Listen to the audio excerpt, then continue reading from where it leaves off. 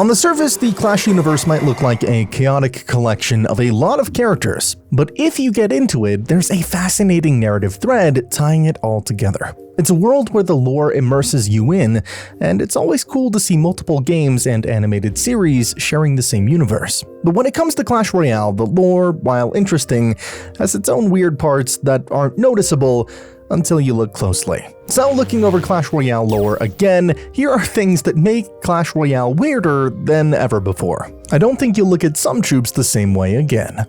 Clash Royale troops are all unique and interesting with their own traits and personalities, but they share a couple of weird things. And the first thing I'd like to talk about is, how are they respawning? We'll get to the respawning one in a bit since I've made a separate section for it, but look at a troop generator card like the Goblin Hut or Barbarian Hut. You place them down and multiple troops come out of it. Physically, it makes no sense. I mean, how would they all fit in those small buildings? What if they don't fit but just spawn randomly? Heck, how do they multiply? And last I checked, the goblins and barbarians are males. It's incredibly mysterious and weird. Goblin Hut's description itself says the following: defensive building that spawns spear goblins when enemies are in range. Don't look inside.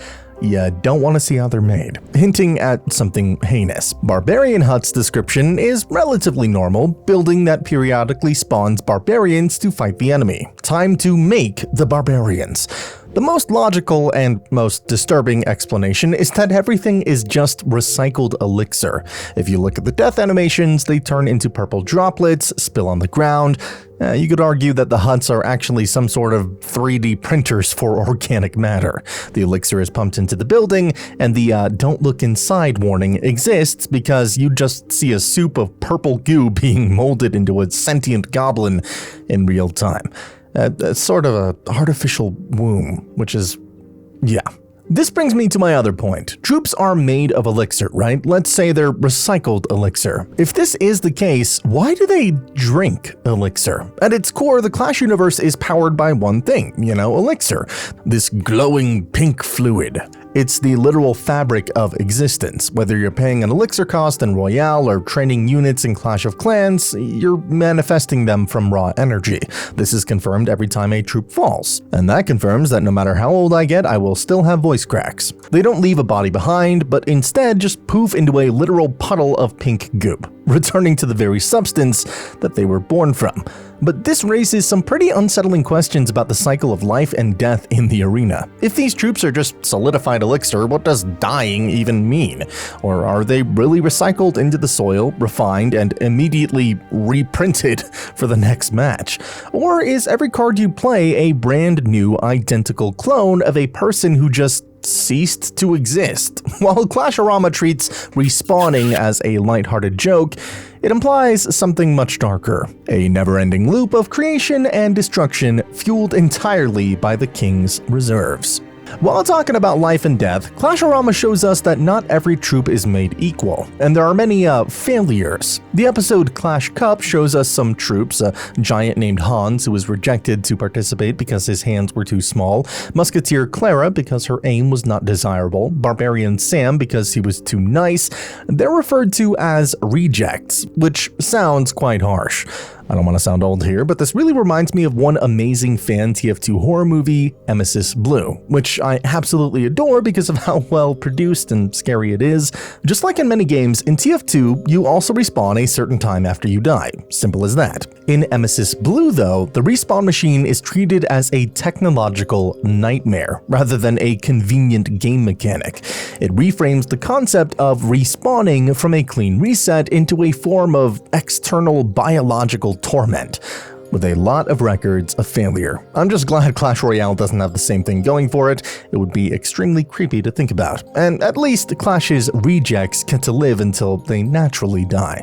As the iconic mascots of the franchise, barbarians are the undeniable soul of the Clash universe. They've been there since day one, but if you look closely, there's a massive identity crisis happening between the game versions and their counterparts in Clash-O-Rama. In the heat of an arena match, barbarians are depicted as the ultimate meatheads, durable, sword-swinging tanks who charge headfirst into danger while shouting unintelligible gibberish. This actually mirrors the real-world history of the word barbarian. which originated with the Greeks and Romans who thought foreign languages sounded like a repetitive bar noise. The game doubles down on this trope, portraying them as having a collective IQ of about 1, barely capable of anything beyond basic destruction. However, Clash-O-Rama tells a completely different story. In the series, barbarians aren't just mindless units, they're fully realized characters with complex emotions, witty dialogue, and surprisingly high levels of self-awareness. They hold jobs, have existential crises, and engage in elaborate conversations, contradicting the one brain cell lore established in the games. It's as if the barbarians we see in the show are the civilian versions of the species, while the ones we deploy in the arena are in some sort of battle-induced trance that strips away their humanity and brain cells. Whether it's a case of different breeds or just a massive consistency error, the gap between the articulate suburban barbarians of the shorts and the grunting troops of the game is one of the strangest lore divides in the series, and it's kinda weird to think about. The most chaotic branch of the lore tree is the bizarre family tie between the witch, the giant skeleton, and their skeletal kids, Larry and Peter. Clash-O-Rama canonizes the giant skeleton as Larry's father, making Larry and Peter brothers. However, this creates an immediate logic wall. How can a skeleton have biological kids? Official lore drops suggest these skeletons weren't born at all, but were actually the accidental byproduct of a failed spell cast by the witch. Since skeletons don't exactly have DNA, fans have bridged this gap with a stepfather theory. The idea is that the giant skeleton, referred to as Monstro in some episodes, is an estranged parental figure rather than a biological one. This theory gained some traction after the Lost and Crowned short, where Larry shares a brief, awkward glance with a giant skeleton that suggests a distant, forgotten history. It implies Monstro may have walked out when they were babies, effectively making him a non-biological, absent father. Between the varying names, Kevin, Toby, Carl, the rotating cast of witches, Brenna, Brianna, Mother Witch, and the spell versus birth debate, the skeleton family tree is less of a tree and more of a tangled magical mess that Supercell has yet to fully reconcile. Now the royal family tree is even more of a headache. We know the kings are brothers, and while the Red King has his son, the Little Prince, both kings have daughters, but the math doesn't add up. There are 2 princesses on every tower plus a third wandering around as a troop. Names like Georgiana, Mary, and Ellie pop up in a Clash-O-Rama episode, but they never stick. Weirdness started in the episode A Night to Remember, featuring Julia, the Blue Princess, and Raymond, the Red Prince. It was a blatant Romeo and Juliet riff, but it accidentally turned the lore into a family nightmare. Since the kings are brothers, Julia and Raymond are first cousins. Suddenly, the Blue King's frantic attempts to stop their romance feel less like warring factions and more like a desperate attempt to save a family tree from becoming a circle. Fortunately, modern Clash Royale lore has performed a soft reboot. The prince is no longer portrayed as the Red King's son, effectively scrubbing that awkward cousin dynamic from the game. Sweet home Alabama. Oh man. But this fix creates a new mystery. If he's not the son of our 2 kings, where does he get his title from? If the world is just red versus blue, he is a prince without a throne. Most fans are fine with that mystery though. It's a small price to pay to avoid the messy family drama Clash-O-Rama tried to cook up. The cinematic trailers for Clash of Clans and Clash Royale have always suggested a pretty simple pipeline. A troop gets handpicked from their village, packs their bags, and heads to the arena to go pro. It's the ultimate dream, right? But if you actually look at the lore, that dream falls apart immediately. Despite being the most famous stage in the world, the villagers back home seem to have no idea that the arena even exists. Even weirder, the troops in the arena act like they have total amnesia. They don't know who they are, where they came from, or that they ever had a life before the king summoned them. It's this massive unexplained wall of silence. If these were the same people, the villages would be full of stories about the arena, but instead, there's just nothing. It forces you to realize that the barbarians in your village and the barbarians in your deck might look identical, but they are completely different entities. One is a person with a home, the other is a warrior with a blank slate for a brain. Hey, I've seen a lot of weird stuff in the game and its fandom, but do you know what is equally weird? You are watching this video and not liking and subscribing. I mean, come on, those buttons aren't far, and it's free. You'd help us out a ton, so thank you. You know, most people don't know that I am actually clairvoyant. Don't believe me? Watch this. You're a Clash fan. See?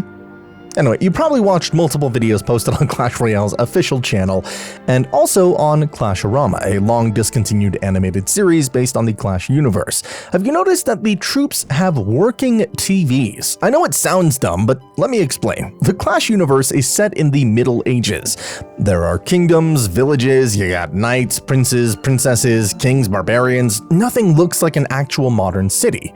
And yet, they have TVs. At the end of many official Clash Royale videos a few years back, you could see the Red King watching whatever you were watching on his big, working TV. TVs are also seen across Clashorama episodes, and to be fair, the game does have magic and creatures that don't exist in the real world, as well as a mad scientist lightning wizard and a master builder who can create war machines. So a TV being there isn't really a big surprise, but it does make you think, what else exists in the Clash universe that we don't know about? Alright, this next inconsistency is a classic case of Supercell tripping over their own logic, and it centers on the skeletons. I have two major bones to pick with their biology. First, whose skeletons were these? They had to belong to someone living at some point, right? Were they once barbarians, knights, golems? The lore just kind of leaves us in the dark, and dead troops turn into Elixir, so how do skeletons even spawn? Second, how on earth do they feel pain? In the Clashorama episode Minor Problem, there's a funny scene where a skeleton gets bitten by another skeleton and actually reacts in pain.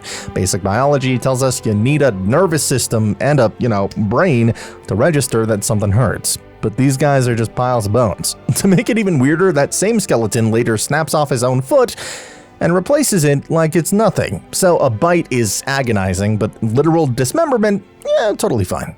This isn't just a one-off joke either. In Bowlers Anonymous, we see a Cinderella parody where a red princess tries to find the skeleton who saved her by using his lost foot. A bunch of the other skeletons start ripping off their own feet to try it and fit the part, and they're clearly in a lot of pain when the princess tries to attach the spare bone. This just changes things about skeletons for me. They're not just piles of bones, they also feel things. You can also argue that it's a fantasy game and whatever, but still, it doesn't change the fact that it's weird to see skeletons hurting. This isn't Minecraft. Hey, if you're intrigued and want to see more lore videos on Clash Royale, I recommend checking out this video next, so click it, and I'll see you there.